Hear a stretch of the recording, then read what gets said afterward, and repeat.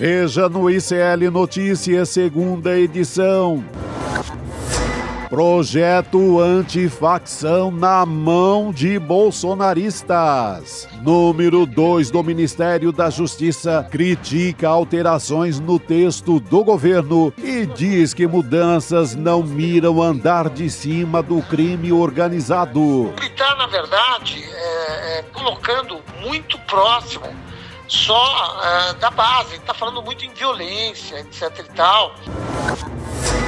Menos guerra e mais energia limpa. Em discurso na COP30, Lula critica gastos militares e cobra investimentos para a reversão do aquecimento global. É muito mais barato colocar 1,3 trilhão para a gente acabar com o problema climático. Explicações depois da chacina. Alexandre de Moraes manda Cláudio Castro apresentar provas sobre a operação que deixou 121 mortos no Rio de Janeiro. O ICL Notícias, segunda edição, está no ar.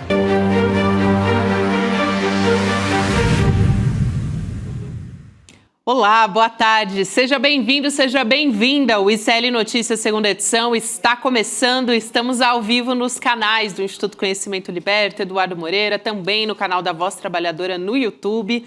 Boa tarde também você que nos ouve pela Web Rádio São João, em Quixadá, no Ceará, e também na Rádio Cultural, na região da cidade de Torres, no Rio Grande do Sul.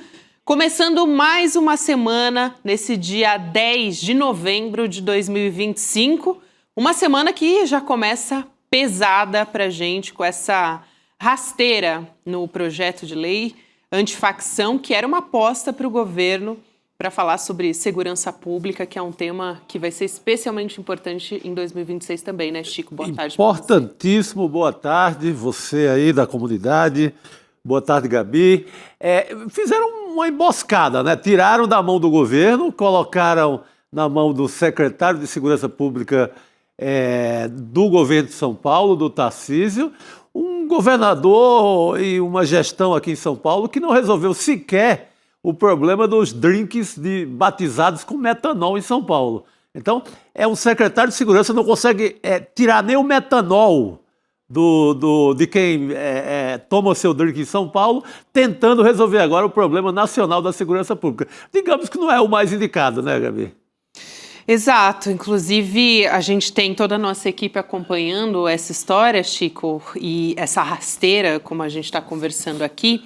Heloísa Vilela, a gente vai falar com ela e, aliás, já puxando, né, Elo, que hoje está no Rio de Janeiro, pelo cenário, hoje está diferente. Não está em Brasília, mas entrevistou o secretário nacional de Segurança Pública, Mário Sarrubo. Elô, boa tarde, bom ter você com a gente aqui de novo. Boa tarde, querida, boa tarde, Chico. Pois é, eu entrevistei o secretário e vi muito do que está acontecendo no Congresso hoje, conversei com fontes no Palácio do Planalto e acho que já tem um discurso pronto e muita disposição de luta. Vai ter briga e vai ter muita briga por conta dessa ideia esdrúxula de colocar o Derrite para relatar esse projeto e depois de meia hora dele ter sido indicado como relator, ele já tinha um projeto pronto. Quer dizer, de onde que ele tirou esse projeto é que a gente não sabe, mas discutindo com quem entende do assunto e tem experiência é que certamente não foi. Então tem muita coisa para a gente conversar sobre isso hoje. Curiosa, né, Lu? Essa agilidade do Derrite. Agilidade, eu estou aqui sendo irônica. O Derrite, claro, para quem conhece de muito tempo, que é o meu caso, aqui trabalhando em jornal em São Paulo, ele nunca foi assim, alguém, um pensador sobre segurança pública, ele é um cara que tem na cabeça ainda aquela visão da rota do Maluf ainda, sabe? Ele tem ainda muita herança do Esquadrão da Morte, daquela eliminação sem inteligência alguma, nunca foi um pensador de segurança pública, faz uma péssima gestão na segurança pública de São Paulo. Eu falei agora que ele não resolveu nem o problema do metanol, não resolveu problema algum. Vai andar com o celular no centro da cidade, é uma esculhambação em São Paulo. O crime toma conta de São Paulo no momento. Então, ele não tem autoridade moral, não tem biografia e nunca foi um pensador sobre o assunto. Ele não sabe elaborar sobre isso, ele nunca respondeu a questões mais profundas. Ele tem aquela visão populista, aquela visão mais rasteira que, vai lá, passa bala e está resolvido. E outra, só quer ficar ali no crime do varejo, né? Lógico. Se sobe um pouquinho, vai para o crime da Faria Lima, ele pula fora. Isso. Deve ter alguma ligação, vai saber, porque nunca vi defender tanto o crime quando ele é praticado no famoso andar de cima. Aliás, tem uma fala do Mário Sarrubo, que a Elo entrevistou, falando justamente sobre isso. Só avisando aqui a nossa equipe que é a segunda fala do Mário Sarrubo aqui que a gente está falando, de limitar o combate, vamos dizer, ao andar de baixo, como está ressaltando aqui o Chico. Então vamos ouvir primeiro essa fala do Mário Sarrubo e a gente volta a conversar. Vamos lá. Ele está, na verdade, colocando muito próximo só da base. Ele está falando muito em violência, etc. e tal, e está, no fundo, deixando de olhar para o andar de cima e está limitando a aplicação dessas cautelares para outro tipo de facção que não se enquadre nesse rol que ele colocou, entendeu? Uhum. E não é só esse rol. Se você pegar com 5, 6 pessoas que se organizam para dar golpes no mercado, esses não vão ter infiltração de pessoas jurídicas, esses não vão ter infiltração, não tem nada, porque ele está simplesmente reformando a lei de terrorismo e não mais a lei de organizações criminosas como um todo. Então, essa foi uma das falas importantes do secretário de Segurança Pública, Elu. E isso é muito, assim, importante a gente salientar, porque a extrema-direita se coloca nesse lugar, né, de combate ao crime organizado, quer dizer, sai por aí sempre se colocando nessa posição. Só que na hora, vamos ver, de oferecer projetos que realmente podem resolver essa questão, aí a gente vê coisas como essa acontecendo. Não faz o menor sentido, né? Não faz o menor sentido e eu acho que está muito claro para o governo e para os líderes políticos da base do governo no Congresso que esse é o ponto principal. Hoje a gente começou a ver, tanto no discurso do secretário nacional de Segurança Pública que a gente acabou de ouvir, como no Congresso, como fontes do Planalto, o mesmo discurso. Essa é a nova PEC da bandidagem. É a nova maneira que alguns políticos estão encontrando para tentar se blindar de possíveis investigações da Polícia Federal. E a gente não pode deixar de mencionar, inclusive uma fonte mencionou isso comigo hoje, temos acompanhado as matérias que vocês estão fazendo, denunciando o Ciro Nogueira e denunciando o Rueda. E para nós, quem está por trás dessa escolha do Derrite para ser o relator dessa matéria, são eles que querem blindar políticos de possíveis investigações da Polícia Federal. No Palácio do Planalto, eu ouvi que essa proposta já está sendo chamada de Projeto Menos Polícia. Projeto Menos Polícia. O que a direita está propondo é um projeto para ter menos polícia combatendo o crime organizado e dando a isso uma roupagem mentirosa de que está enfrentando mais o crime organizado, mas vai se concentrar nos territórios, nas comunidades, e não vai infiltrar, como disse o Sarrubo, não vai investigar quem está lá na Faria Lima. Então, esse discurso já está alinhavado, já está em campo, e o que eu ouvi hoje é que o governo federal vem com tudo para fazer esse enfrentamento, para fazer essa disputa. A armação é essa, né? Você tira todos esses bacanas, inclusive deputados, ex-deputados de todos os estados, da mira da Polícia Federal. Então, uma operação como a Carbono Oculto, ela não aconteceria. Não pegariam lá o assessor do Ciro Nogueira em Teresina, de forma alguma. Ele não seria sequer investigado, porque ele estaria protegido pelo novo pensamento aí da turma do Derrite. Então, ela livraria de cadeia, de eventual condenação, todo e qualquer bandido mais de uma certa classe social elevada no país inteiro. Se a PF não pode entrar e se Para a PF entrar, eu tenho que pedir licença do governador, do bispo, da madre superiora, de todo mundo, para a Polícia Federal entrar no caso. Já era, o cara já foi embora, se picou, não existe mais no local do crime. Então, é uma PEC da bandidagem parte 2. Não passa disso. Exatamente.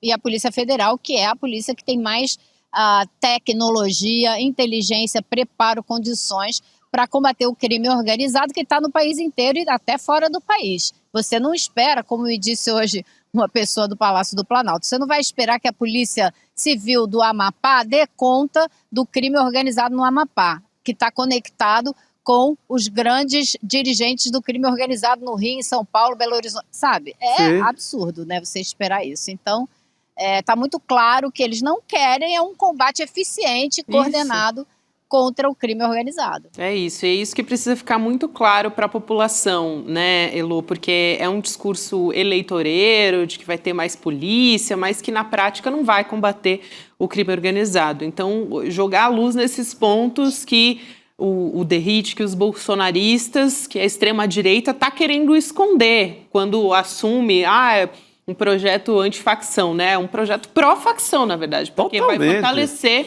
a cúpula ali, a direção do crime organizado, se você não vai combater onde interessa. Até quero chamar aqui mais uma fala do Mário Sarrubo, conversando com a Heloísa Vilela, que ele fala sobre essa agilidade estranha ali depois que o Derrite foi apresentar as ideias em tão pouco tempo, né? Já que ele nem sabia que ele ia ser relator, supostamente. Vamos assistir. Esse projeto, pura e simplesmente, foi jogado fora e virou um projeto de reforma da lei de terrorismo. Você entendeu? Com um ou outro tópico que tinha nele anteriormente. E o pior, eu vou ser franco, eu peguei um avião, 5 e pouco da tarde, de Brasília para São Paulo, na sexta-feira, quando eu fico lá ligado, né, e eu vi que o relator foi nomeado. Meia hora depois tinha um relatório, antes de pousar já tinha um relatório. Nossa. Então eu falo, toque de caixa, né, cara? A gente precisa dialogar. Então, o que eu tô pedindo, já falei com alguns veículos hoje, é que a gente possa dialogar.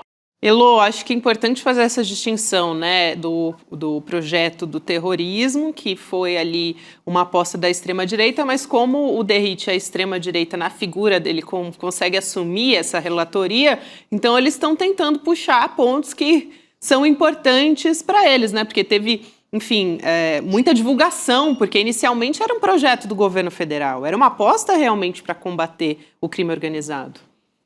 São duas coisas que eles estão fazendo ao mesmo tempo. Uma delas é tentar roubar a autoria do projeto, que veio do governo federal, e isso foi um motivo de reclamação da ministra Gleisi com o Hugo Mota, quando ele lhe telefonou e comunicou que o Derrite seria o relator. Ela reclamou, disse que isso não estava correto. Mas a outra coisa que eles estão tentando fazer é descaracterizar completamente o projeto. Eles estão tentando acabar com o projeto. Como disse o secretário, eles rasgaram e jogaram fora um projeto que, diga-se de passagem, foi construído desde agosto do ano passado, com um representante escolhido, um das polícias militares, da Polícia Civil, dos Ministérios Públicos, das Secretarias de Segurança, da comunidade acadêmica, ou seja... Deu muito trabalho e muita discussão e depois passou em todo o Ministério da Justiça antes de chegar ao Congresso. E aí, quando ele chega ao Congresso, em meia hora, o Derrite vai lá e faz um novo projeto em cima do projeto do governo, fazendo mudanças que deturpam completamente a proposta. Isso tem que ser denunciado, né? Os caras querem sequestrar, né, para eles uma bandeira que pode ser do governo para a discussão a partir de agora e também para a campanha eleitoral do próximo ano, porque o único assunto, a única pauta em que o governo é muito atacado e a única pauta que sobra para a extrema-direita atacar o governo Lula é a segurança. E mesmo assim eles querem roubar essa pauta também para a extrema-direita, porque eu acho que a última trincheira ali para a extrema-direita ter pelo menos uma chance mínima na eleição é atacar por esse lado. Então eles querem eliminar qualquer possibilidade do governo Lula ter um trunfo na área de segurança pública no próximo ano. É isso, Chico. O governo está construindo né, que ele vai apresentar em dezembro, que é um projeto no Rio Grande do Norte com a governadora a Fátima Bezerra e junto com a Polícia Federal, que eles tomaram conta, expulsaram as facções criminosas de uma área que, me disse hoje o secretário, não é uma área muito grande, tá? Mas é um projeto que a gente fez, que a gente conseguiu, com meses de trabalho de inteligência, fazer uma grande operação sem dar nenhum tiro, sem matar ninguém, prendemos 30 pessoas e agora a polícia está lá o tempo todo e agora vamos entrar com os serviços do governo, acesso à justiça, mediação de conflitos, vários serviços do governo federal para garantir a ocupação do território para que a facção criminosa não volte. Então ele diz, claro que você não vai pegar esse projeto e aplicar amanhã na Penha, não é isso que a gente está falando, mas a gente desenvolve um projeto piloto que vai servir como modelo para, de acordo com as alterações necessárias em cada local, dizer o que pode funcionar na prática. Então vamos ver, esse anúncio vai ser em dezembro também, já na virada do ano eleitoral, né? Esse termômetro é fundamental de a gente prestar atenção, Elô. E você estava falando sobre essa proposta, o caminho que ela toma com o Derrite assumindo essa posição de relator. Eu queria trazer aqui a fala do Lindbergh Farias, o líder do PT na Câmara dos Deputados, que falou que essa proposta é inconstitucional. Então a gente assiste essa fala e volta a tocar nesse assunto aqui. Vamos lá. O que estão querendo aqui, na minha avaliação, é tirar a força da Polícia Federal e quando eu identifico os mesmos setores da política aqui de dentro do parlamento que atuaram pela PEC da blindagem, pela PEC da blandidagem, estão enxertando esses artigos aqui dentro. Isso aqui é muito grave. Ele chama atenção justamente porque você falou, né, Chico, PEC da bandidagem parte 2, e outra coisa que ele falou, Elô, e acho que isso é muito didático, que a Operação Carbono Oculto, que teve um sucesso, foi uma mega operação e não deixou, assim, não deram nenhum tiro durante essa operação, né, que mirou Faria Lima, enfim, ela só teria sido realizada com autorização do governador Tarcísio de Freitas, sob essas condições que eles estão colocando com esse projeto. Exatamente. Do Derrite, né? É impossível você vincular uma operação desse tamanho, desse porte, dessa abrangência a um governador de um estado. Não tem como. E quais as relações que esse governador, porventura, possa ter com um ou outro que serão alvos dessa operação? Aí será que ele vai permitir? Será que ele não vai permitir? Também, como disse o secretário hoje, o governador A permite, o governador B não permite, mas é tudo interligado e a gente precisa trabalhar nessa cadeia inteira. Como é que a gente vai fazer? Se um governador deixa, o outro não deixa. Quer dizer, isso é projeto para quem não quer mexer nesse angu de caroço, né, gente? Vamos falar sério. Sim. Imagina, chega um ofício ou uma ligação da Polícia Federal. Senhor Tarcísio, senhor governador, posso, por obséquio, passar ali, atravessar o farol da Faria Lima e tentar ter uma conversinha com as fintechs e com a turma lá do PCC? Não ia obter essa licença nunca. Sabe, jamais, não teria como, Elô, chegar no que chegou a Carbono Oculto em relação à Faria Lima, que a gente já está vendo toda uma ligação com aqueles jatinhos do PCC, com Ciro Nogueira, com Antônio Rueda, gente... Que, aliás, lá no Piauí tem uma investigação, depois a gente vai entrar em detalhes aqui, para saber se houve vazamento. Então é tudo muito delicado. Essas operações, elas são feitas, né, Chico e Elô, de uma maneira a minimizar, pelo menos, os riscos de um vazamento. Então você ter também essa necessidade de autorização é algo que realmente... quem não quer que realize nada, né? Praticamente a eliminação da Polícia Federal. É tirar a função da Polícia Federal, que é investigar crimes em todo o território brasileiro. Perfeito. Sabe? Então, quero eliminar a Polícia Federal. Exatamente isso, limitar o trabalho da Polícia Federal, e por isso que o Planalto já está chamando, é o projeto Menos Polícia. Total. Eu achei boa o título. Achei bom. Por essa avaliação, jamais teríamos, por exemplo, chegado aos nomes dos mandantes do crime da Marielle Franco. porque ficou lá no Rio de Janeiro, um engaveta, o outro joga fora, deixa disso e tal. Só chegou a alguma conclusão quando o Flávio Dino, então ministro da Justiça, coloca a Polícia Federal na jogada. Então, o que eles querem é encobrir crimes. Não tem outra ideia nisso. Houve obstrução no caso Total. Marielle, né, Chico? É importante você lembrar disso para dar a dimensão do problema que a gente teria com uma aprovação como essa, né? Elu.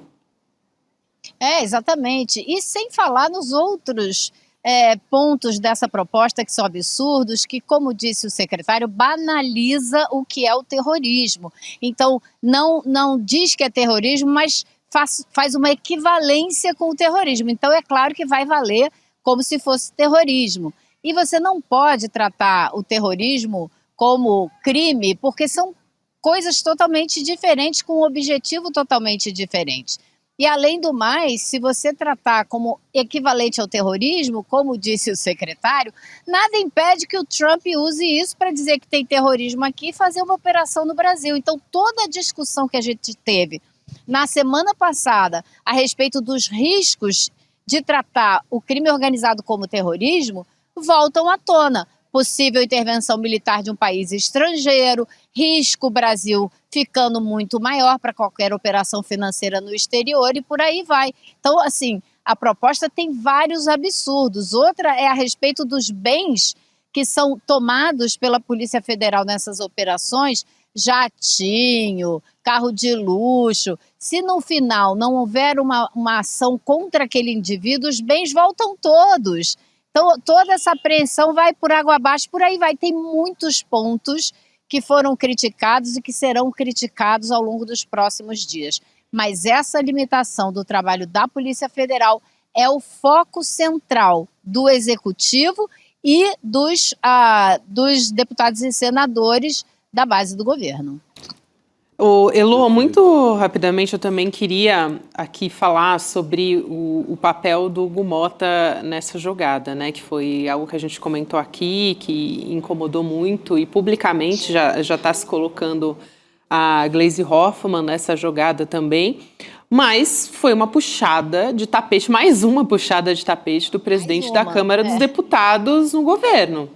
Né? Quer dizer, foi acenar mais uma vez para os bolsonaristas. O Hugo Motta estava ali, ia num evento ou outro, fazia foto junto com o Lula, tal, ajudou na aprovação de uns projetos, agora já dá a mão de novo para a extrema-direita. Não é nem que está falando com o centrão, está falando com a extrema-direita, né? Exatamente, então, ele como eu ouvi hoje no Planalto, assim, essa surpresinha do Hugo Motta não é surpresa nenhuma, porque ele faz isso o tempo todo, ele não é confiável, a gente não pode contar com ele, e ele se elegeu com o apoio de todos os lados do Congresso, então ele dá uma coisa aqui, dá uma coisa ali, mas não é só isso. É óbvio que o Hugo Motta se sente muito mais à vontade, está muito mais em casa com a turma da direita. Ele fica realmente à vontade, ele é do partido do governador de São Paulo, não é? É aliado do PP, que é o partido do Derrite, estão todos juntos e misturados, e ele tem lá os seus medos e respeitos pelo Ciro Nogueira, eu não sei que tipo de conversa eles têm, mas para o Planalto está muito claro que com ele não se pode contar, porque ele cada hora vai fazer uma dessas, como fez com o IOF, que foi aquela outra rasteira horrorosa que ele deu no governo, né? E está fazendo mais uma agora, que vai exigir o quê? Briga e mobilização pública para derrotar e dizer para o Congresso, não me venha com outra bandidagem, não me venha com outra blindagem, porque a outra não colou e essa também não pode colar. Impressionante, né, Chico? Como é sempre um projeto importante para o governo. O IOF, como disse, agora é esse também, que é fundamental e vem num momento de fragilidade. O Hugo Motta vai ainda para querer fragilizar realmente o governo Lula a partir disso. Então, assim, com um amigo desse, né, quem precisa de inimigo? Né? Isso aí é aquele jeitinho sonso dele, ele viaja com o Lula, faz foto com o Lula, volta para Brasília e haja trairagem. Ele é um verdadeiro traíra, né? e não é a primeira vez, ele vai repetir esse comportamento dele, mas o que eu tenho visto na Paraíba, acompanhando informações da Paraíba, é que a situação dele, inclusive eleitoral, pode se complicar. O Lula lá tem quase 80% do eleitorado, de popularidade. Outro dia eu vi um outdoor em Campina Grande, Paraíba, não reeleja Hugo Mota. Então começa uma campanha na própria terra dele por conta desse tipo de coisa. Ele não é confiável, ele é eleito com o voto lá do sertão da Paraíba, de Souza, que é a cidade do clã da família dele, mas para defender Faria Lima, defender crime organizado e não para defender o eleitor dele de lá, que é um eleitor lulista, que é um eleitor a favor do que tem feito o governo. Então, essa trairagem... E fechar com o bolsonarista, né, gente? Sim, no momento que o Bolsonaro está prestes a ser preso. Fechar com a extrema-direita, com o bolsonarismo. É incrível. Pode custar caro ao senhor Hugo Mota. O senhor Hugo Mota. Não, e a audácia, né? Ele ainda quer o apoio do Lula para botar o pai dele no Senado. Cara, assim, é inacreditável. Só mas isso, aí né? eu questionei o Planalto hoje. Eles disseram, mas ele quer o apoio da direita também para o pai dele. Ele quer o apoio de todo mundo para o pai dele, como ele teve para ser presidente da Câmara, né? Que hoje em dia a discussão lá é se ele consegue se reeleger quando terminar o mandato. Mas vamos ver, isso é uma outra conversa. Falta um pouco mais de tempo para isso. Isso, né? É isso. Elô, obrigada por hoje, querida. Bom ter você com a gente. Um beijão. Bom trabalho. Tchau, pessoal. Até amanhã. Até. Boa noite, querida. A gente segue por aqui agora com o Rodrigo Viana fazendo a composição da nossa mesa. Não deu tempo nem de esquentar a cadeira, hein, Não Rodrigo? deu. Hoje não deu. Ele passou. Já caiu aqui direto na nossa mesa. Não, é que tem uma poltroninha aqui que eu gosto de ficar assistindo o programa de dentro do estúdio. Passou rápido. Sensação boa, né? Não deu nem tempo. Não deu tempo. Não. Já está de volta aqui fazendo a composição. Boa tarde, boa noite quase. Rodrigo, hoje um dia, assim, difícil, né? Demais essa rasteira. A gente estava falando agora com a Heloísa Vilela do Hugo Mota e a gente comentava como vem em mais um projeto que seria importante para o governo federal. Então, o Hugo Mota, assim, com um amigo desse, como disse o Chico Sá, traíra, né? Já foi traíra. Traíra do açude da lama, que é um açude que tem lá em Souza, na Paraíba. Traíra, para quem não sabe, é um peixe de água doce. Isso. Tem a tremenda cara de traíra ele, né? Total. E já foi traíra no caso do IOF, mas ele se deu mal na trairagem, né? O Hugo Mota se deu mal, se enfraqueceu ali, perdeu um pouco da confiança do Palácio, deveria ter perdido totalmente, mas ele foi com tanta sede ao pote naquele caso ali do IOF, que foi ali que o governo Lula começou a retomar a popularidade. E agora, nesse caso, está entregando de bandeja para o Derrite, né? Foi um negócio impressionante, né? Para o bolsonarismo, né? Está entregando de bandeja pro bolsonarismo através do Derrite, dando um empurrão para o Derrite numa possível candidatura ao Senado aqui em São vai Paulo. ser candidato. Agora com esse outdoor todo que ele está tendo em Brasília, no noticiário, né? porque a gente está aqui falando dele, mesmo falando mal, mas está falando do Derrite. Então ele coloca o Derrite ali na vitrine eleitoral e eu acho que há uma tentativa também, é a última cartada da extrema-direita para ter um candidato forte. Sim. Só resta essa bandeira da segurança pública. O Derrite faz a relatoria, o Derrite pertence ao governo de São Paulo, então ao governo Tarcísio. Então, eu acho que é a última cartada dos caras para tentar chegar no começo do ano com alguma possibilidade de candidatura, porque até agora não tem. Para federal. Casando com uma possibilidade de prisão do Bolsonaro logo mais, né? No máximo um mês aí, né? Para a prisão do Bolsonaro, mas isso que o Chico falou, quer dizer, eles vão ter uma candidatura no Rio em cima de violência, de pancadaria, de sangue, e em São Paulo o Tarcísio é um pouquinho mais amplo do que isso, mas vai ter um candidato ao Senado, se for o Derrite, nessa linha também. E se o Tarcísio sair a presidente, o Derrite ficaria com a candidatura a governador na mesma linha do Cláudio Castro, né, na base da pancada, ele que é o que bateu no peito e defendeu que policial tem que matar mesmo, defendeu aquelas operações no litoral paulista. Então, vai se desenhando uma direita que já não é mais a direita lavajatista, já não é mais a direita anticorrupção, é a direita do sangue. Essa direita que vai restar para 2026. E não é uma direita que vai combater o crime organizado, como diz, supostamente, que está se propondo a fazer. Não é isso, né? Porque vai na Não, vai tirar a Polícia Federal do crime organizado, da possibilidade de combate ao crime organizado. É uma direita meio, que a gente já viu muito na história do Brasil, uma direita meio malufista. Rota na rua. A rota na rua. É uma direita meio que lembra um pouco o tempo do Esquadrão da Morte. É uma direita dentro dessa ilegalidade, dessa violência ilegal. É isso. Numa linha de selvagem mesmo, assim, essa tentativa. E um caso como esse, assim, que a gente está fazendo o discernimento justamente de que não vai combater o crime organizado, é importante justamente esse pensamento crítico, né? Por que eu estou falando isso? Porque a gente vai trazer aqui agora uma nova pós, tem uma nova pós do ICL, uma nova turma e uma nova pós, né? Que vai ser a primeiríssima turma da nossa primeira turma de pós-graduação em Teoria Crítica da Sociedade do Brasil.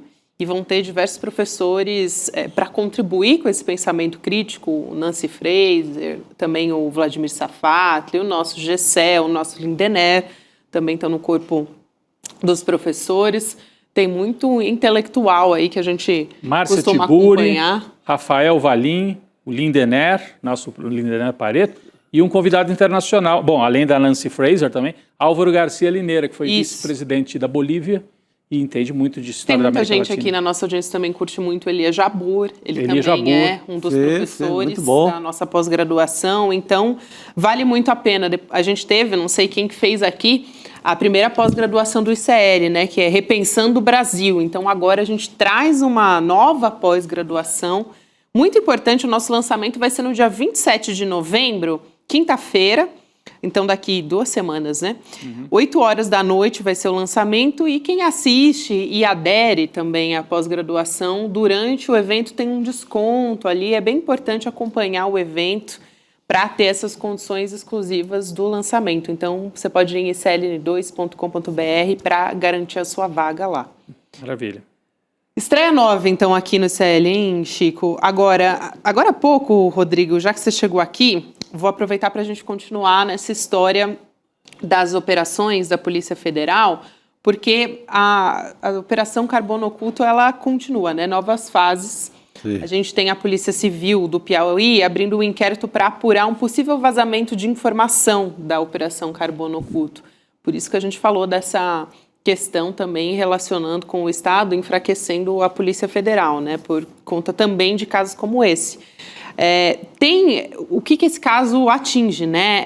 Esse inquérito, mais especificamente, um dos principais aliados do Ciro Nogueira, presidente do PP, do Progressistas. Então, operação que investiga lavagem de dinheiro para o PCC, apuração agora que a gente traz da Folha de São Paulo. Então, tá na manchete aqui da sua tela que você está acompanhando. E esse caso, ele levantou suspeitas depois da exoneração do Vitor Linhares de Paiva do cargo de secretário municipal de articulação institucional de Teresina.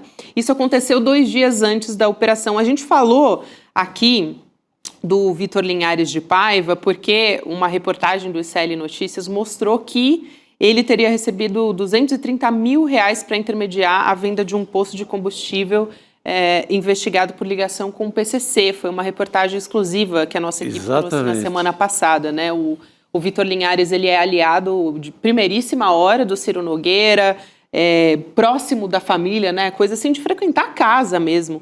Então, ele trabalhou no gabinete do Ciro Nogueira ali entre 2018 e 2019, na liderança do PP no Senado em 2020, alguém muito, muito próximo. O Ciro é padrinho de uma das filhas dele.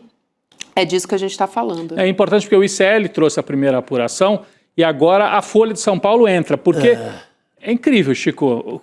O ICL tem feito esta apuração com o trabalho do Demore, do Flávio VM Costa, da equipe aqui do ICL, e outros jornais têm alguma dificuldade em entrar na investigação. Não sei se é porque envolve o Ciro Nogueira, que é um personagem muito próximo da Faria Lima e, por sua vez, é próximo dos jornais. Agora, dessa vez, furou o bloqueio, hein? O repórter da Folha foi atrás da história e trouxe essa repercussão, que é possível vazamento desta operação. Né? Para a gente relembrar, a operação original foi aqui em São Paulo, na Faria Lima, contra as fintechs, né, coisa de comércio ilegal de combustível, lavagem de dinheiro. A fintech desse caso do assessor do Ciro Nogueira é a mesma... Fintech daqui. A fintech do PCC na Faria Lima. É a mesma. É a mesma. O esquema de gasolina, de combustíveis, dos postos lá do Piauí, parecidíssimo com o de São Paulo. Então tem conexão. Não é à toa que é o mesmo nome, Operação Carbono, só que o desdobramento no Piauí. O ICL deu essa matéria semana passada e agora a informação da Folha de São Paulo de que pode ter vazado. E aí, por vazar, o prefeito, que é também aliado do Ciro Nogueira, o prefeito de Teresina, porque as pessoas falam, mas não é do PT, não. O PT governa o Estado. Isso. Mas a capital Teresina é governada por um aliado do Ciro Nogueira. E ele exonerou 2 dias antes, por coincidência, o principal investigado na operação. Estranho. Um cara que já havia recebido também dinheiro de Bet. O Ciro Nogueira é constantemente acusado pelo seu relacionamento assim, íntimo com as Bets. Inclusive com viagens internacionais, em avião de dono de Bet. Então, para esse cara ser 2 dias antes, o prefeito tirar o cara, olha, sei não. É muito estranho. E é importante a gente apontar a Folha está entrando nesse e uma reportagem do ICL que tem cauda longa, né? Que outros veículos estão entrando aí nessa reportagem, nessa apuração também. E que começou, só para aquele caso do piloto que foi entrevistado, que trouxe as primeiras informações. Que aí se abriu uma investigação e por aí vai. É isso aí, Rodrigo. Vamos falar da COP30 também. O presidente Lula disse hoje que é um momento de impor uma nova derrota aos negacionistas climáticos.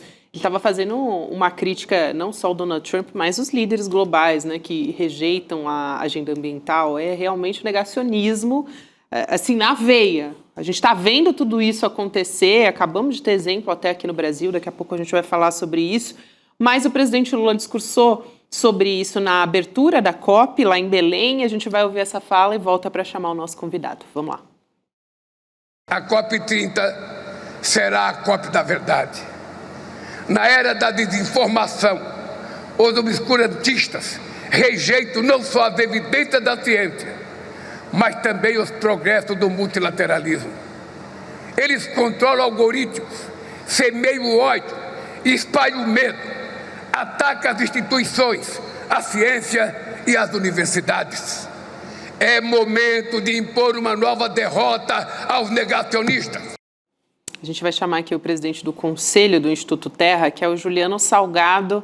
Juliano, boa noite, seja bem-vindo. Olá, boa noite, muito obrigado por me receber. Juliano, a gente agora estava trazendo essa fala do presidente Lula, uma fala muito forte a respeito dos negacionistas, e acho que é importante, quero te ouvir sobre isso, e também aproveitar para te ouvir sobre esse contrassenso, né, que os países que estão também na COP30 e falando, ainda bem, contra o negacionismo, também, por outro lado, muitos ainda investem, por exemplo, em combustíveis fósseis, né, em poluidores. Então, há um contrassenso também muito grande nessa COP de uma maneira geral. A gente vai sair com algo de mais concreto? O que a gente pode tirar, pelo menos até agora? É claro que a COP ainda vai durar 2 semanas. Mas a gente vai sair com algo de mais concreto pela sua avaliação? Olha, eu acho que a grande questão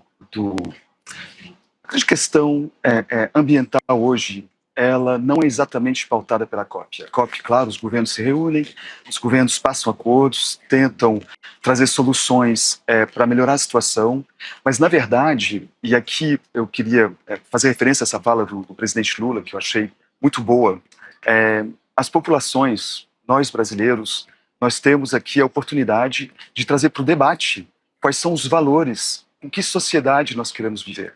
Nós temos aqui uma experiência muito forte, o Instituto Terra atua no Vale do Rio Doce, onde nós temos um programa gigantesco de transformação da agricultura. Nós estamos trazendo árvores para o pasto, para a agricultura, ao contrapé total da cultura ambiente, daquilo que nós herdamos dos nossos pais, nossos avós.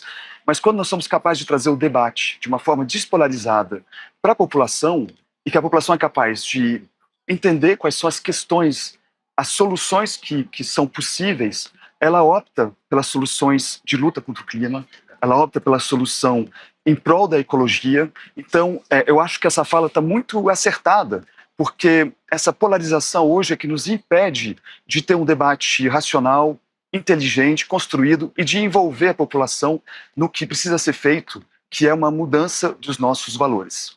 Juliano, só voltando para a fala, bem-vindo mais uma vez, né? Voltando aqui para a fala inicial da Gabi, o que a gente pode esperar depois de 2 semanas, ao final, né, de 2 semanas da COP30, por exemplo, com a ausência dos Estados Unidos, e aí não é a ausência do Trump, é a ausência dos Estados Unidos, não tem delegação na COP30, ao contrário de outros países que não mandaram a sua principal liderança, a China, mas mandou delegação. Mas o que se pode esperar ao final dessas 2 semanas? Diretrizes para o mundo, redução das emissões, o que a gente vai ter um documento final que vai apontar em que direção? O que você pode trazer para a gente como perspectiva aí para daqui a 2 semanas?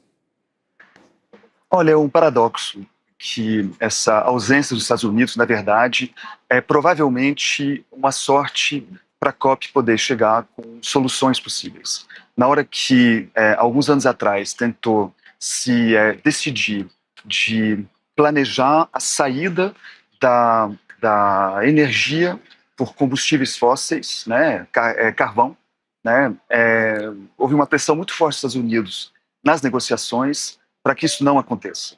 E os Estados Unidos têm um histórico de negociar, um país com muito poder, com poder financeiro muito grande, e de pressionar as negociações para essas negociações não darem certo. Então a gente tem aqui uma possibilidade real, desta vez, de ter alguma resolução que permita um conjunto dos países presentes conseguir andar em outra direção. E aqui eu quero voltar também a uma fala que o presidente Lula fez, mas que eu acho fundamental, né? A presidência da COP faz essa fala também, que é a ideia da gente poder ter um roadmap, uma direção, construir uma forma da gente começar a sair, né, da dependência ao petróleo, da dependência às energias fósseis. Chico. Juliano, você tocou num ponto interessante aí quando você falou que o seu projeto, né, o Terra, consegue chegar com um discurso despolarizado. Talvez essa discussão esteja muito contaminada pela o que a gente vive no Brasil, né, da esquerda com a extrema-direita e tal. Agora mesmo nessa tragédia do Paraná, eu vi muita gente em rede social, assim, gente ligada à extrema-direita, negando que tenha, inclusive, havido um tornado. Primeiro, nega que haja qualquer ligação com mudanças climáticas e, segundo, nega as imagens, nega a morte. Então, qual a melhor maneira, já que você citou esse caso de Minas Gerais, para chegar no povão mesmo, chegar nas camadas mais populares com esse assunto? Com proteção ao meio ambiente, com esse grande assunto que é o assunto da COP? Olha, o que nós fazemos no Instituto Terra, em Minas, nós temos aqui uma área de atuação de 30 mil quilômetros quadrados, é o tamanho de um pequeno país europeu, a Bélgica, literalmente, e nós temos aqui várias técnicas para trazer o debate para a população. Nós trabalhamos com sistemas de informação, formamos crianças de 12 anos, toda uma geração de crianças de 12 anos tem acesso às informações que lhe permitem entender quais são as grandes questões, quais são as soluções possíveis.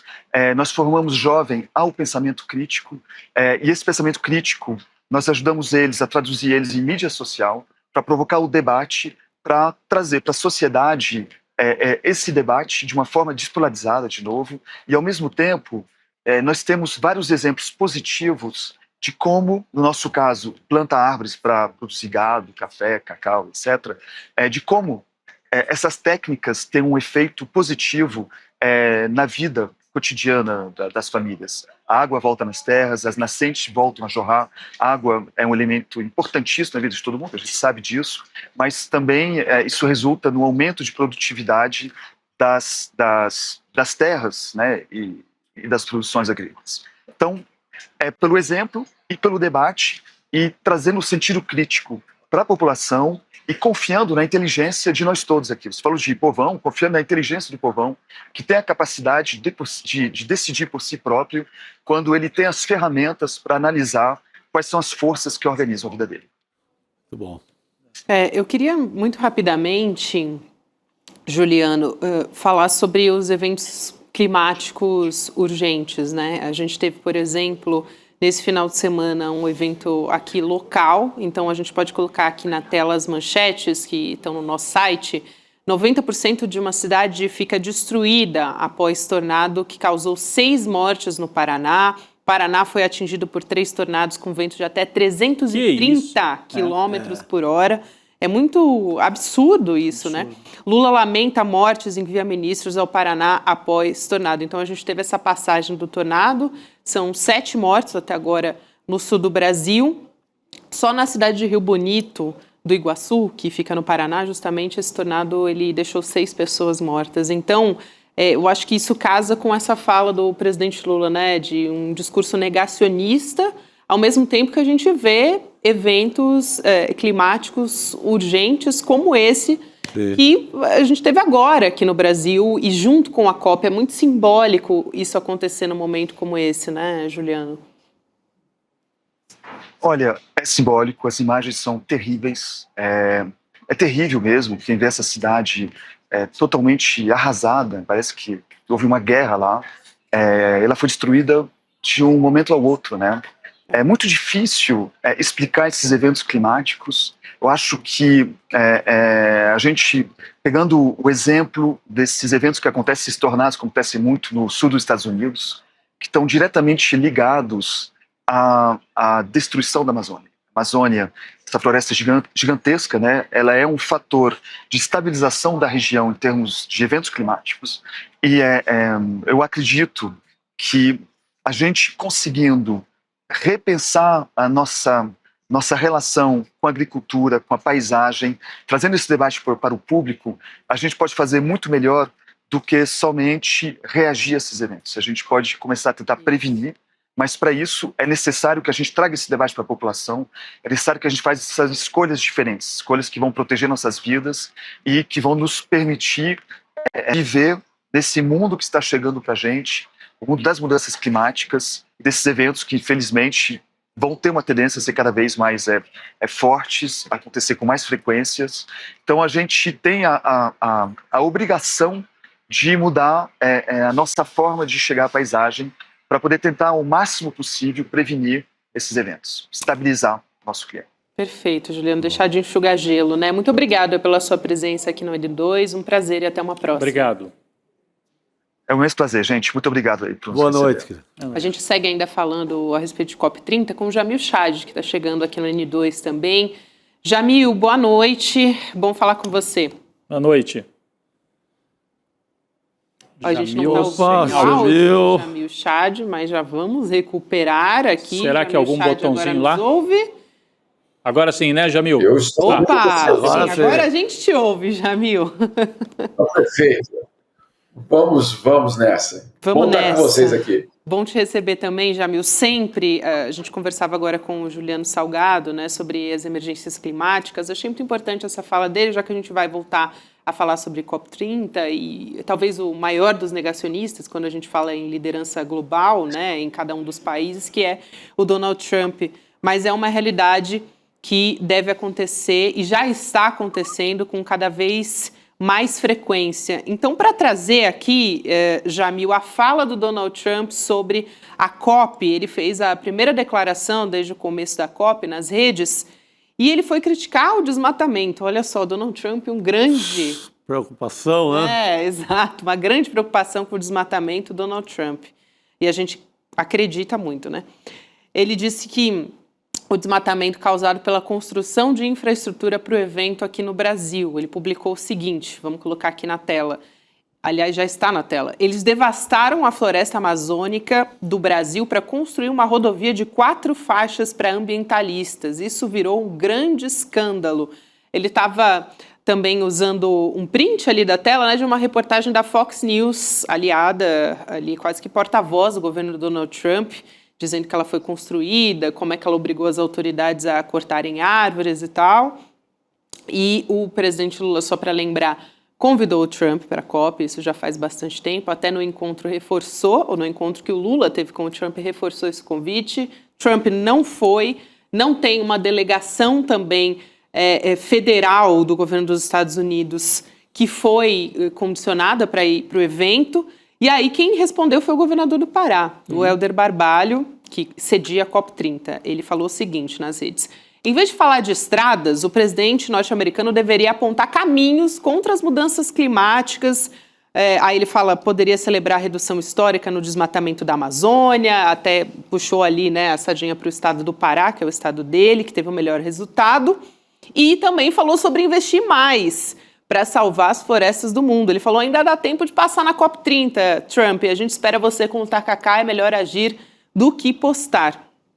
Então, a gente tem uma resposta do governador, Jamil, mas acho que é muito simbólico a gente ter uma fala do Donald Trump contra, né, na contramão de lideranças do mundo inteiro nesse momento, falando em prol do meio ambiente. Gabi, vamos dissecar o que o Donald Trump fez. Vamos lá. Antes de mais nada, essa estrada, de fato, causou muita polêmica entre os ambientalistas, sem dúvida nenhuma. Então, vamos dizer assim, o fato existiu. O que Donald Trump fez, porém, foi manipular esse fato para dizer que a conferência não vale nada. Então, obviamente, é uma manipulação. Por quê? Em primeiro lugar, ele não citou o fato de que no ano passado a queda do desmatamento, o desmatamento teve a maior queda em muitos anos. Então, em primeiro lugar, ele está falando só de uma de uma estrada de 4 faixas, e não do desmatamento da Amazônia como um todo, que caiu. Ele também não fala que foi no governo do seu aliado, Jair Bolsonaro, que, claro, o desmatamento saltou para níveis inéditos. Isso ele também não cita. Então, por que é que ele está trazendo esse assunto? Por que é que a primeira vez que ele fala da COP, ele fala nesse contexto? Porque, claro, qual é o objetivo do Donald Trump? Tirar a legitimidade de qualquer tipo de decisão que saia de Belém. Estar presente ou estar ausente não é suficiente para Donald Trump ou para os interesses americanos.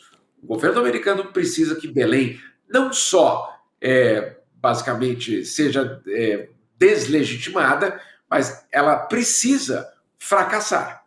Isso para que os interesses americanos, obviamente, sejam atendidos. Então, pensar que Donald Trump não está na COP bom, então aqui vamos tomar uma decisão e depois a gente vê se o governo americano vai aderir ou não. Não é assim. De fato, o que acontece é que a ausência americana ela é uma ausência física. Ela não é uma ausência de agenda, de influência, de pressão. Por quê? Porque essa pressão é feita via seus próprios aliados, Argentina, Paraguai e tantos outros países, El Salvador, Hungria e tantos outros países pelo mundo que estarão sim na COP, estão lá negociando, e o que eu tenho falado bastante, vários diplomatas têm falado sobre isso, quem será ou quais serão os cavalos de Troia dentro dessa negociação das próximas 2 semanas. Ou seja, quem é que vai estar com a plaquinha escrito lá, talvez Paraguai ou Argentina ou qualquer outro país, mas atrás da plaquinha está de fato o interesse americano e não daquele país. Tá. E aí eu te dou, Gabi, um exemplo do que aconteceu há 10 dias.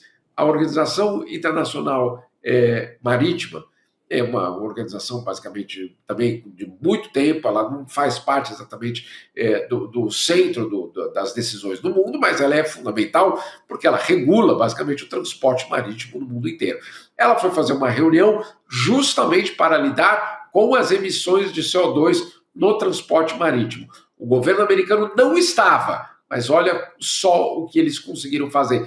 Eles conseguiram, por meio desses aliados, basicamente criar um impasse e a reunião terminou sem um resultado positivo. Então, mesmo ausente, o governo Trump consegue sim ter uma influência e é isso que a gente vai precisar estar atento. Só para resumir, então, essa mensagem, essa postagem nas redes sociais por Donald Trump não foi uma postagem sobre as 4 faixas de uma estrada, não era sobre isso. A postagem era para tentar dizer ao seu público e ao mundo: essa reunião não vale nada, não prestem nem atenção nela. Basicamente era isso. Eu estava até olhando aqui a resposta do Hélder Barbalho, Jamil, Ele fala assim, é melhor agir do que postar, né? Eu entendi, claro, ele estava respondendo ao Trump, mas é evidente que o Trump está agindo. Postar hoje em dia também é agir. Então, só no mesmo sentido que você mesmo estava falando, né? A ausência do Trump é uma forma de agir, né? E ele se ausenta e depois tenta deslegitimar. Não sei se vai conseguir, porque, por exemplo, a China, o Xi Jinping não veio, mas ele mandou uma delegação. Mandou a China, 50 pessoas. 50, é uma das maiores, né? Das maiores. É uma das maiores. Os europeus estão fortemente aqui, o Macron, o príncipe inglês estava por aqui. E a Califórnia está lá também. Nós vamos até falar daqui a pouco, né, Gabi? Isso. É importante. Quer já trazer a Califórnia? Não, porque eu ia dizer isso, que essa história, não, ele está postando, então ele não está fazendo nada. Ele está fazendo tudo. E isso aqui faz parte da ação, né, Gabi? E tem uma crítica bastante forte do governador da Califórnia, o Gavin Newsom. Ele criticou a ausência dos representantes do governo, a ausência física, como ressaltou aqui o Jamil. Ele veio para um evento em São Paulo, mas passou, né, antes de ir para Belém, porque ele veio para a COP. Ele é democrata, né, da Califórnia. Isso, então, ele é democrata, para quem não sabe. É presidenciável ali. Presidenciável. E tem sido um contraponto, assim, né? Contraponto direto ao Donald Trump. Ele falou o seguinte: estou aqui por conta da ausência de qualquer liderança do governo dos Estados Unidos. É um vácuo, é de deixar o queixo caído. Nenhum representante, nenhum espectador para tomar notas foi levado a Belém. Isso é uma reversão completa do progresso feito pelo governo Biden. Aí está o elemento também de puxar justamente para a intenção eleitoral futuramente também, né, Jamil? Porque ele está citando o Biden aqui também como se fosse, vamos dizer assim, agora o governo Trump um retrocesso nas políticas do Biden. Então, Gabi, vamos dissecar também o Newsom. Vamos. Ele é mais do que presidenciável. Ele é, basicamente, a grande esperança, pelo menos uma ala do Partido Democrata, de ser a pessoa capaz de derrotar o candidato de Donald Trump, ou o próprio Donald Trump, vai saber, na próxima eleição. Tem todo um debate lá nos Estados Unidos, que ele é muito californiano para o resto do país, que ele não seria, vamos dizer assim, não teria uma identidade, enfim, um debate muito doméstico. Agora, o que ele fez na COP? O que ele está fazendo na COP? Ele está dizendo para a comunidade internacional, olha só, eu sou o parceiro confiável, eu sou os Estados Unidos que podem jogar o jogo do multilateralismo, eu tenho credibilidade para voltar ao Acordo de Paris. Ou seja, ele está usando a COP como uma plataforma para se credenciar, obviamente, diante da comunidade internacional, mais uma vez. Então, ele está usando, obviamente, a COP, a ausência de Donald Trump, justamente para se reposicionar ou para se posicionar, se apresentar ao mundo e dizer, olha, eu sou quem vocês querem que basicamente lidere os Estados Unidos. Obviamente, é uma parte já, no caso, da sua apresentação de credenciais para o mundo. É isso, Jamil. Quero trazer uma outra fala aqui do Gavin Newsom, falando sobre o tarifaço do Trump contra o Brasil. Ele disse que é um ato de desespero do governo dos Estados Unidos. Então, vou abrir aspas para ele mais uma vez. Nenhuma pessoa da administração deveria mostrar desrespeito por nenhum de vocês, falando dos brasileiros, né? Esqueçam a política, o Brasil é um dos nossos grandes parceiros comerciais, é o país com o qual deveríamos nos envolver. No entanto, dedo do meio com 50% de tarifas. Isso é vergonhoso, é uma fala forte do governador Chico. da Ele disse que o Trump mostrou o dedo do meio para o Brasil. Exatamente. Ele tentou ser elegante até. Pois é. Eu acho que ele foi muito elegante, inclusive, comparado com o que o próprio Trump pode fazer, né? É isso mesmo, Gabi. Eu acho que ele também, nesse aspecto, a COP serve para se apresentar ao mundo e, claro, esse debate sobre as tarifas serve para se aproximar ao Brasil, às empresas brasileiras, ao, vamos dizer assim, o governo, pelo menos federal, justamente como um eventual parceiro. Lembrando que existe a possibilidade de que amanhã, no Canadá, na região de Niagara Falls, o ministro Mauro Vieira pode estar com o Marco Rubio amanhã ou no dia seguinte. É uma reunião que seria o segmento, basicamente, daquela primeira reunião de Donald Trump com Lula. Depois daquela reunião, no dia seguinte, houve já uma reunião técnica entre Mauro Vieira e alguns ministros, ou secretários de Donald Trump, e eles marcaram uma reunião para continuar justamente esse diálogo. Esse diálogo, claro, para tentar acabar, ou pelo menos reduzir, ou pelo menos suspender o tarifaço. E essa reunião, então, deve acontecer entre amanhã e quarta-feira. Por que no Canadá? Porque o Canadá vai sediar a reunião de ministros das Relações Exteriores do G7. E o Brasil? Bom, o Brasil foi convidado para essa reunião como, basicamente, um observador, uma espécie de observador. Como Mauro Vieira vai estar nessa reunião e como Marco Rubio vai estar nessa reunião, existe sim a possibilidade de que entre amanhã e quarta-feira uma reunião aconteça entre as duas delegações. Qual a expectativa do Brasil nessa reunião? Que os americanos tragam uma espécie de lista de ofertas ou de demandas. Olha, isso é o que nós queremos para que vocês, exigências basicamente americanas, para que a gente então retire ou pelo menos suspenda uma parte do tarifaço. Então essa semana também é importante para saber em que direção vai essa negociação entre Brasil e Estados Unidos. Chico, não sei se você queria... Não, vai, pode... Não, eu queria só voltar, eu tenho uma curiosidade, na verdade, o Jamil passa a maior parte dos últimos anos na Europa, mas morou nos Estados Unidos recentemente, então acompanhou bastante a política interna. O perfil do Gavin Newsom, você falou rapidamente aí que para alguns ele é considerado californiano demais. É importante a gente prestar atenção, um sujeito que faz esse movimento de vir para o Brasil na hora que os Estados Unidos não mandam ninguém, está ocupando um espaço vazio aí, né? Totalmente. Então a gente teve na semana passada a vitória do Mamdani, que é um jovem, 35 anos, ninguém cogita por enquanto que ele seja uma liderança nacional, pode vir a ser, mas o Gavin Newsom é hoje o grande nome para concorrer contra... Qual é o perfil dele? Por que você falou que é muito californiano, né? Assim, não entra em alguns setores. Quem é que seriam outros nomes? Ele está ocupando esse espaço por enquanto, dessa agenda mais liberal ou progressista, e não é um sujeito tão à esquerda como o Mamdani, que ganhou lá pelo Partido Democrata em Nova York, né? Isso, exatamente, essa é a equação que os democratas estão tentando formar. Porque, claro, depois daquela eleição no ano passado, exatamente há um ano, houve um colapso, basicamente, da liderança do Partido Democrata, e eles saíram de volta em busca de quem seria esse porta-voz ou essa porta-voz do partido. Mamdani, antes de mais nada, é um imigrante, então ele não pode jamais concorrer à presidência dos Estados Unidos, jamais, porque ele não nasceu em território americano. Mas a vitória dele indica que existe, então, uma demanda pela pauta que ele traz. Então, muito mais do que o Mamdani, ele mesmo, é o fato da pauta dele ter vencido.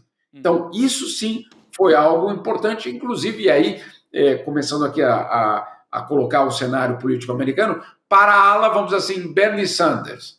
Né? Então, a ala que talvez, dentro do Partido Democrata, teria uma propensão maior a falar de todos os sistemas sociais, de trazer esses sistemas sociais que são tão, eu diria, delicados nos Estados Unidos. É curioso, porque é impressionante você falar que temas sociais são delicados. Mas, enfim, é comunista, vira comunista. Exato, comunista, Deus me livre.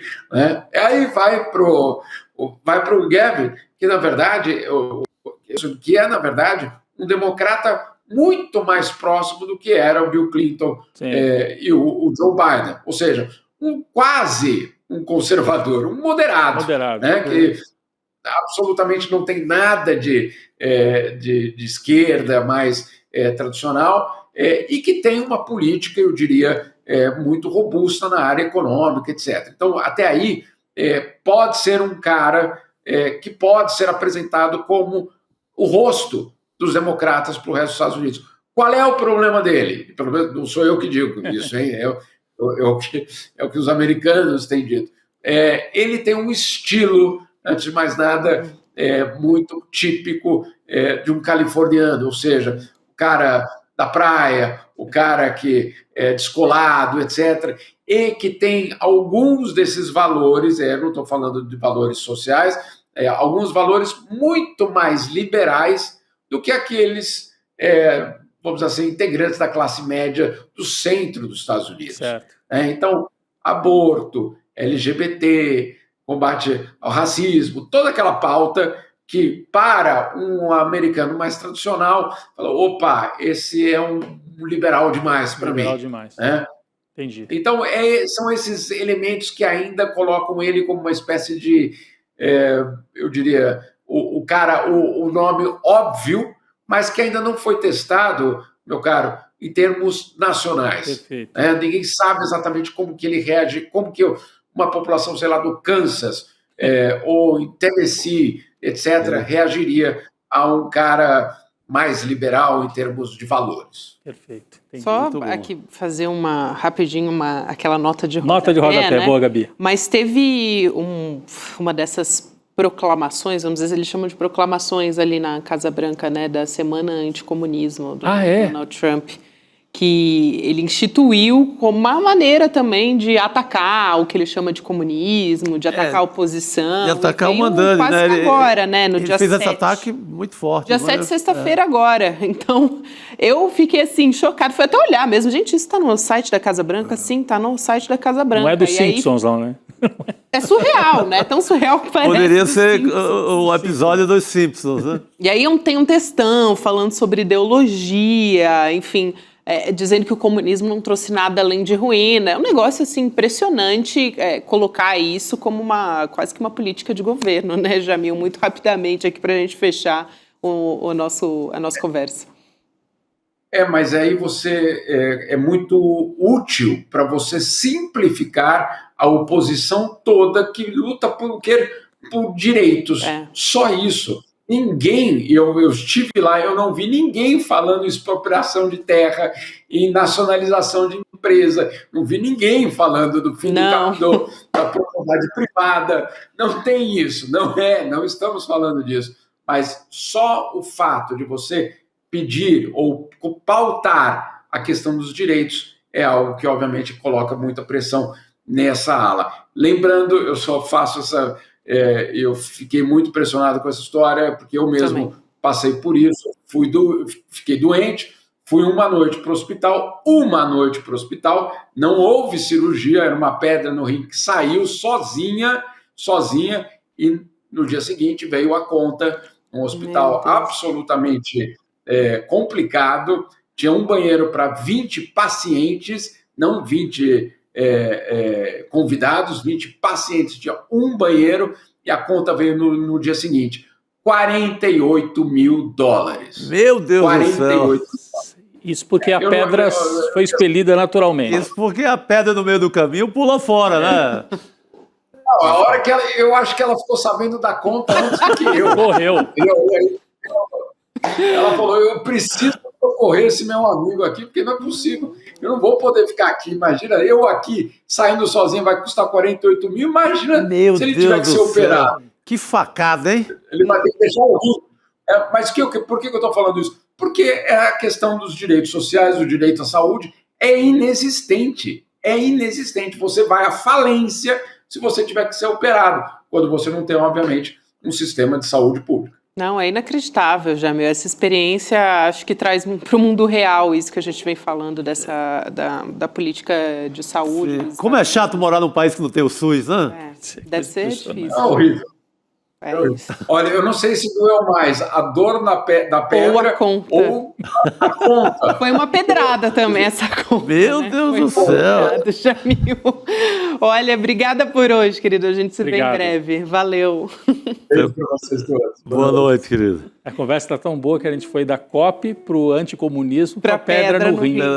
Mas pedra no rim estava politizada ali, né? Pedra no rim politizada. Ligação total com a Casa Branca. É puxado demais. Puxado. Falando em pedrada, vai ser uma pedrada positiva aqui. Essa é positiva. Essa é uma pedrada, né? Uma entrevista com o Milton Ratum, gente. Um dos maiores contadores de história que a gente tem aqui hoje. Da nossa época, do nosso tempo, talvez. Aliás, Dois Irmãos foi um livro que quase, assim, participou da minha formação. Livraço, não. Esse é como jornalista, assim. Dos maiores. Teve agora, o Brasil voltou a ser cotado, em alguns momentos o Brasil já foi cotado para ganhar o Prêmio Nobel de Literatura, né? Foi o Ratum. E agora o Ratum voltou para a fita, né? Estava ali nas bolsas de aposta. Claro, não estava aquelas 100% de chance, mas constava da lista. Prova a grandeza desse escritor, né? É isso, hoje tem entrevista no Chico Pinheiro, entrevista com o Milton Ratum. Vamos assistir um trechinho da fala dele, vamos lá. O dia que não houver mais leitores de literatura é um sinal de esvaziamento total da nossa humanidade e daquilo que o ser humano, vamos dizer, se alimenta, que é a fantasia, que é o sonho. Né? Porque quando ele lê uma ficção, ele está viajando, né? Ele está lendo, vamos dizer, um mundo, um universo paralelo, fora dessa realidade empírica, né? Então é um modo de você também sonhar com outras coisas, com outros mundos, que podem ser melhores ou piores, mas é um mundo diferente. Então, um trechinho da fala que vai trazer a trajetória do Milton Ratum. Ele faz a defesa da literatura aí, né? A defesa da escrita, da literatura. E é um escritor muito político também. Em todos os momentos delicados no Brasil, ele está lá na luta, você encontra ele nas passeatas, na rua, não é só um escritor de gabinete, não, sabe? Pois é, e falando tá lançando agora como enfrentamento, né? Está lançando a Dança dos Enganos, que é completa uma trilogia sobre a ditadura no Brasil. Estava vendo que nessa entrevista ele conta que ele, claro, adora escrever, mas que ele gosta muito de ler também. E aí, para um escritor, quanto mais lê, como é que você divide o tempo entre escrever e ler, né? É o dilema dele. E, Chico, mas será que o Milton Ratum já caiu em prova do Enem? Caiu já, é vestibular, tudo que é lugar. Exatamente. Conheci o Milton Ratum fazendo vestibular lá atrás. Tava lá, não, os livros dele são obrigatórios, em qualquer coisa. Não, eu estou falando isso só para relembrar quem chegou agora, assim, que o ICL, uma crônica do Chico Sá, do ICL, foi citada numa das questões do Enem. Fiquei muito feliz. Era uma questão sobre saúde mental que acabou caindo lá, o tema era esse. Uma crônica que eu fiz sobre as meninas do Brasil na Olimpíada. Eu vi. Que eram todas muito preocupadas com a questão mental, né? Enquanto a macharada estava nem aí para variar, né? Isso é que acaba definindo no mundo esquerda e direita, né? Também. Quase sempre. Macharada sem preocupação com o meio ambiente, sem preocupação com saúde pública. E isso faz... com guerras, né, Chico? Preocupação com a guerra boba da testosterona. É isso. Mas o Chico e o ICL citados no Enem, um grande orgulho. Não, muito feliz. Muito algo ligado sempre à educação deixa a gente, né? Super legal. E falando de saúde mental, Chico, achei extraordinário. Bacana, gostei demais. Obrigado. Lógico, uma vitória nossa também. É isso aí. Ver, muito bom. Bom demais. Vamos seguir aqui falando agora sobre uma novidade a respeito da operação mais letal do Rio de Janeiro. O ministro Alexandre de Moraes ele determinou hoje que o governador Cláudio Castro preserve todas as imagens das câmeras corporais, dos policiais civis, também dos militares envolvidos nessa operação. Lembrando que a gente teve 121 mortos, tanto no Complexo do Alemão como também no da Penha. E aí o Alexandre de Moraes também falou que o Cláudio Castro tem que enviar em até 48 horas para o STF quem são os agentes envolvidos, as cópias de todos os laudos das vítimas da operação. E acho que isso também é muito relevante de ressaltar, porque ele pediu uma comprovação, os relatórios da inteligência para comprovar a presença dos 51 alvos de mandados de prisão ali no local da operação. Então, está se fechando um cerco contra o Cláudio Castro também. Sobre isso, a gente vai conversar com o Cacai nessa segunda-feira. Cacai, boa noite, um prazer falar contigo. Boa noite. Olá, Gabi, olá, Rodrigo, querido Chico. Alegria estar aqui com vocês mais uma vez. Uma alegria também, Cacai. Eu achei importante trazer, logo na abertura da nossa conversa, essa questão, porque uma operação... A gente não vê pela primeira vez essa operação. É claro que ela se destaca porque é a pior da história, do Rio e talvez também aqui do Brasil. Mas agora a gente tem uma resposta a isso. Quer dizer, não pode se matar indiscriminadamente, a gente não tem pena de morte, mesmo que tivesse, passaria por um processo, pelo devido processo legal. Então, o STF cobrando o governo do estado do Rio de Janeiro uma resposta a tudo isso. Não, e cobrando que explique o que embasou a decisão do juiz, Cacai? Porque foi o juiz autorizou a entrada, dizendo que tem que prender os sujeitos. Tinha relatório dizendo que esses 51 estavam lá naqueles dois complexos ou não tinha, Isso é que o Alexandre de Moraes, entre outras coisas, pede para embasar, para entender o que aconteceu ali, Esse assunto é extremamente grave e importante, até porque O que o governo do Rio usou, inclusive no dia mesmo dessa chacina, que foi uma chacina, o próprio governador fez críticas à ADPF das favelas, que proibia exatamente esse tipo de entrada violenta, ou pelo menos tentava proibir ou colocar regras e tal. E me impressiona muito porque, desde o primeiro momento, eu inclusive falei aqui, aquilo que chocou é a absoluta falta de cuidado com a manutenção da prova. O ministro Flávio Dino falou sobre isso no Supremo, porque o artigo 6º do Código de Processo Penal diz que quando ocorre um crime, imediatamente a polícia tem que preservar o local até os peritos chegarem para fazer a perícia. O que eles fizeram é o contrário. Eles absolutamente destruíram qualquer prova. Eu me sensibilizei com a manifestação no dia da defensora pública que não teve acesso, eles proibiram a defensoria de ter acesso, teve que o Supremo Tribunal determinar, mais uma vez o Supremo, eles criticam o ativismo do Supremo, ora essa, o Supremo provocado tem que agir. A defensoria pública estava sendo impedida de acompanhar as perícias, o trabalho dentro do IML. Então, o que é esse trabalho, gente? Eu sou advogado criminal. A preservação da prova. Eles fizeram tudo errado. Chamaram as pessoas para aquela floresta, para aquela mata, mataram, depois apresentaram fuzis. Foram presos 90 e tantos fuzis. Quem é que estava com esse fuzil? Cadê a prova de que esse fuzil X, número tal, estava com o cidadão tal que foi morto? Não tem. Eles liquidaram as provas. As únicas provas que poderiam subsistir, na visão inclusive da defensora que falou isso, seriam os corpos, ter que fazer uma perícia bem feita, com peritos independentes. E o ministro Alexandre vai além, de forma muito correta, que é manter as câmaras corporais de cada um daqueles policiais que estavam ali. Na realidade, é muito difícil o que está acontecendo ali. Vai haver outra operação, eu ouvi isso de pessoa influente do Rio de Janeiro, eles sentem que a operação, a visão deles foi extremamente vantajosa, Cláudio Castro subiu 10 pontos da pesquisa, adicionou no mesmo dia 1 milhão de seguidores em redes sociais, mas fizeram tudo absolutamente errado. Essa questão que o Rodrigo coloca, ela é importante, que está lá no despacho do ministro Alexandre, porque, veja só, dos 121 mortos, tirando os 4 policiais, nenhum deles estava entre aqueles que o Ministério Público havia pedido na denúncia. Quer dizer, então, essa operação não tem nada a ver com aquele pedido, aquilo é um pretexto. Você imagina o seguinte, é o que eu disse, inclusive, num artigo que eu escrevi até no ICL, tinha 43 pessoas, se não me engano, que não tinha nenhuma passagem pela polícia. Qual é o título que o Brasil inteiro tinha que ter estampado no outro dia?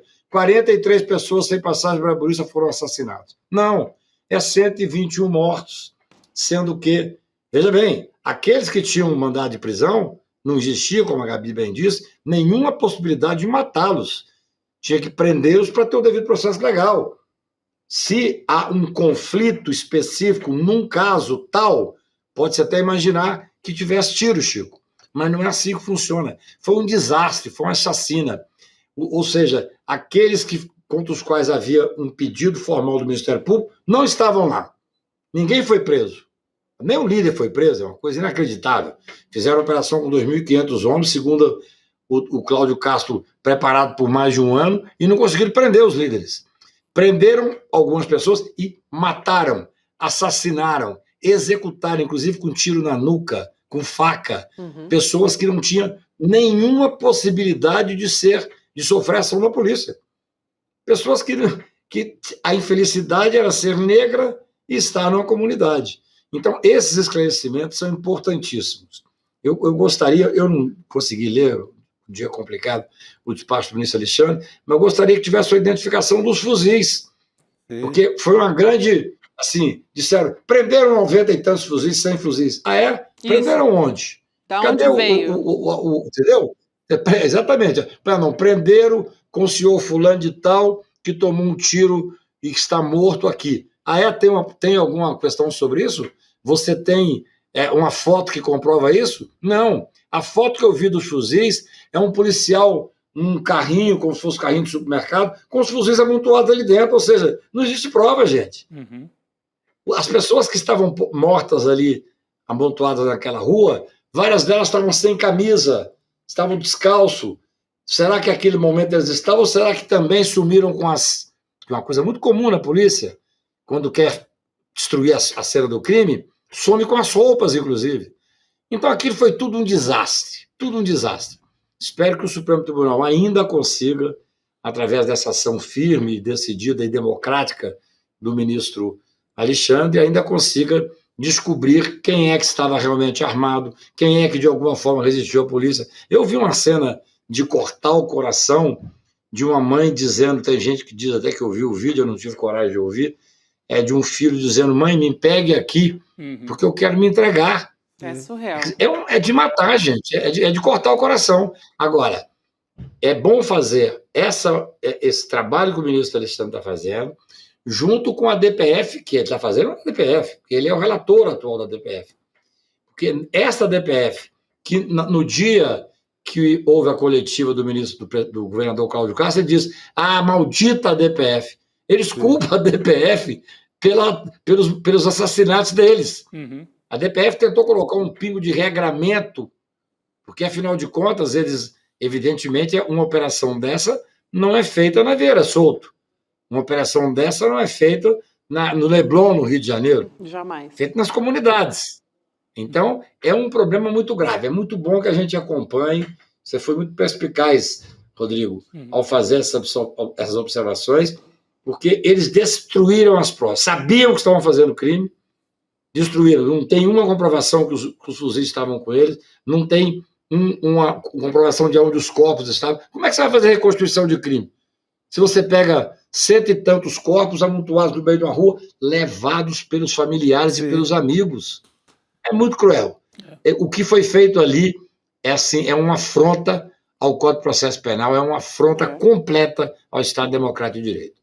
Sem dúvida, que só reforçando o que o Cacai estava falando da DPF, ele estava falando da DPF das favelas, né, que está sob a relatoria do Moraes, que já pediu documentação, foi ao Rio de Janeiro para ter audiência com o Cláudio Castro também, e que surgiu para coibir excesso, né, para coibir letalidade policial. E como disse o Cacai, foi criticada essa DPF pelo Cláudio Castro, né, que queria matança generalizada mesmo, que foi o que aconteceu no caso dessa operação, né? Se você não tem um devido processo legal, então é licença para matar, né? Parece uma chacina com objetivos eleitorais, né? É tanto que ele tem automaticamente a popularidade ampliada 2 dias depois. É uma coisa muito calculada, né, Cacai? Muito pensando em proveito. Agora, se depois você tem os dados que o desmentem, também pode ter um efeito contrário, né, Cacai? Mas você sabe que tem, eu acho que, eu não sei quanto tempo exatamente atrás, a gente lê tantas coisas que vai confundindo, mas foi uma chacina que deixou acho que 20 mortos, foi uma coisa horrível à época e tal. Eu me lembro de uma frase do governador dizendo o seguinte, olha, se eu estivesse pensando em popularidade, eu fazia uma chacina, uma operação por semana. Porque isso, infelizmente, dá algum tipo de ibope. Embora eu concorde com você, Chico, que a gente tem que denunciar, a gente tem que apoiar medidas como essa do ministro Alexandre, porque, em havendo um esclarecimento, não é possível que há um completo desumanização das pessoas para apoiar uma chacina. É uma coisa triste. Outro dia eu estava fazendo um debate rápido e alguém me lembrou que, veja só, acho que não me engano, o coronel que comandou Carandiru, que teve 111 mortos, ele foi eleito posteriormente. Quer dizer, é muito triste essa relação da violência, como se estivesse fazendo uma proteção à comunidade. Neste caso, é algo assintoso. A falta de respeito mínimo. Tem lá um mandado de podia fazer a prisão. Não eram as pessoas que estavam ali, eram outras. É óbvio que o serviço de inteligência tinha que saber disso. Vem cá, desses que estão aqui, segundo a imprensa noticiou, nenhum daqueles, acho que 50 ou 60 citados, estavam entre os mortos. Ou seja, foi uma operação feita para matar gente, uma operação eleitoreira, realmente. Não estava atrás das pessoas que... O pretexto era uma decisão que o Ministério Público fez, em que o juiz autorizou. Mas eram outras pessoas. É algo assustador isso. E sem identificar, eu sei que essa história do fuzil é chata, eu já falei isso 3 vezes, mas me impressionou muito ver os fuzis dentro de um carrinho de supermercado, sem poder fazer qualquer tipo de identificação. Depois que passou na televisão, esse fuzil aqui, essa arma aqui parece que tem um distintivo, como se viesse de tal local. Opa! Nós estamos falando num crime, nós estamos falando numa investigação criminal. Qualquer advogado que nem é formado, qualquer estudante de direito, derruba qualquer inquérito para provar que não há como provar, como ligar de uma forma científica. Você tem que manter as provas. Acautelar as provas é um direito e uma obrigação, está lá no artigo 6º do Código de Processo Penal. Um desastre. Um desastre, e acho que, infelizmente, um desastre anunciado, e nós vamos ver esse desastre vai se repetir. No decorrer das investigações, com certeza. Cacai, muito obrigada. Fundamental essa sua fala, querido. A gente se vê em breve. Obrigado. Valeu. Obrigado, boa noite. Obrigado a vocês. Eu vou ver se eu vejo o Milton Ratum agora. Boa, a gente também vai acompanhar aqui a entrevista do Chico Pinheiro com o Milton Ratum, que vai começar agora às 7 horas da noite. Mas tem informação aqui ainda, Chico e Rodrigo, do STF formando maioria para abrir uma ação penal contra o Eduardo Talhaferro, o ex-assessor do ministro Alexandre de Moraes, no TSE. O Alexandre de Moraes votou pelo recebimento dessa denúncia da PGR e quem seguiu foi o ministro Cristiano Zanin e também o Flávio Dino, ele que foi, o Talhaferro, acusado pela Procuradoria de vazar mensagens dos integrantes do gabinete do Alexandre de Moraes para obstruir investigações sobre a trama golpista.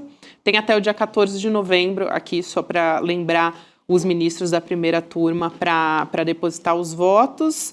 E tem a ministra Carmen Lúcia ainda, né? Só falta o dela, falta o voto dela. Só falta ela, né? exatamente, mas porque já o tem maioria. Luiz Fux saiu, então não tem direito a voto nesse caso. Mais um que virou réu, Talhaferro. Tentou embaralhar a investigação, né? Nossa, lembra que você deu aquele caso lá da arma? Da arma, que ele tentou fazer uma confusão ali, mas não teve jeito. Não teve jeito. Então a gente teve um avanço nesse sentido, Rodrigo. Sim, ele virou réu. O Talhaferro vazou informação para alguns jornalistas que tentaram... Foi naquele momento que eles ainda achavam que podiam tirar o Alexandre de Moraes do caso do golpe de Estado. Estavam naquela operação ainda. Ele fez parte dessa operação, está na Itália, mas virou réu e vai ser julgado mesmo à distância, Gabi. É isso, Rodrigo e Chico. Começamos, então, essa semana que, aliás, já estamos chegando na metade de novembro, hein, gente? Realmente, a coisa tá andando aí. Mas só acaba quando termina. O roteirista do Brasil não para. Trabalha 24 horas, todo dia tem. A gente também. Vamos, então, acompanhar o Milton Ratum, o Chico Pinheiro Entrevista? Amanhã a gente está de volta aqui no N2 também e com a nossa programação a partir das 7 horas da manhã, pessoal. Boa noite. Até amanhã. A emancipação exige mais do que redistribuir renda. É preciso reconstruir o mundo. Essa ideia de Nancy Fraser resume bem o que propõe a teoria crítica da sociedade. E é o que o novo curso do ICL quer fazer. Formar gente que não aceita pouco. Gente que quer atuar para mudar a sociedade de forma profunda e real.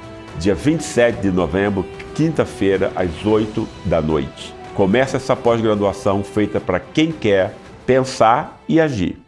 O ICL completou 5 anos levando informação de qualidade, reflexão e conhecimento que transformam vidas. E essa história não é feita sozinha. Ela é construída junto com nossos parceiros de todo o Brasil. Cultural FM 2 de ICL. Com você, onde você estiver. Passando para agradecer a grande parceria que temos com o Instituto Conhecimento Liberta. Obrigado pela parceria que realmente liberta. A nossa parceria aqui em retransmitir o conteúdo do N1 foi um golaço, gol de letra, que venham muitos anos para nós.